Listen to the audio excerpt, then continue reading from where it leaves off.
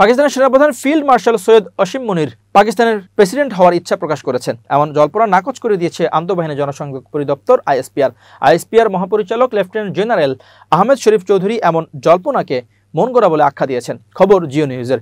British সাময়িকী ইকোনমিস্টকে দেওয়া সাক্ষাৎকারে প্রধান সামরিক মুখপাত্র সেনাপ্রধানের প্রেসিডেন্ট হওয়ার জল্পনাকে বাজে কথা বলে বর্ণনা করেছেন। ভারত যদি আবারও আগ্রাসন চালায় তাহলে পাকিস্তান কিভাবে প্রতিক্রিয়া জানাবে, এমন প্রশ্নের জবাবে তিনি বলেন, পাকিস্তান ভারতের আরও গভীরে আঘাত হানার মাধ্যমে শুরু করবে। আমরা পূর্ব দিক থেকে শুরু করব।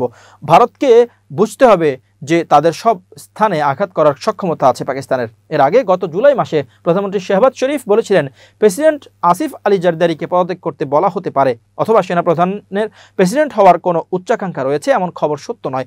এ ধরনের দাবিকে নিছক জল্পনা বলে আখ্যা দেন তিনি। বলেন, কিছু কিছু গণমাধ্যমে এ বিষয়ে প্রচারিত প্রতিবেদনের কোনো সত্যতা নেই। প্রধানমন্ত্রী বলেন, ফিল্ড মার্শাল আসিম মুনির কখনোই প্রেসিডেন্ট হওয়ার ইচ্ছা প্রকাশ করেননি, এমন কোনো পরিকল্পনাও নেই। আমি প্রেসিডেন্ট জারদারি ও সেনাপ্রধান আসিম মুনির আমরা একে অপরের প্রতি পারস্পরিক শ্রদ্ধাবোধ এবং পাকিস্তানের অগ্রগতির লক্ষ্যেই কাজ করছি। স্বরাষ্ট্রমন্ত্রী মোহসিন নাকভি, যিনি পাকিস্তানের সামরিক নেতৃত্বের ঘনিষ্ঠ হিসেবে পরিচিত, তিনি এক্সে দেওয়া এক বিবৃতিতে বলেন, প্রেসিডেন্ট, প্রধানমন্ত্রী এবং সেনাপ্রধানের বিরুদ্ধে যে কুৎসিত প্রচার চালানো হচ্ছে, আমরা জানি এর নেপথ্যে কে বা কারা আছে। এই প্রচারণা নির্ভর করে সম্পূর্ণ মিথ্যা ও উদ্দেশ্যপ্রণোদিত বিভ্রান্তির উপর।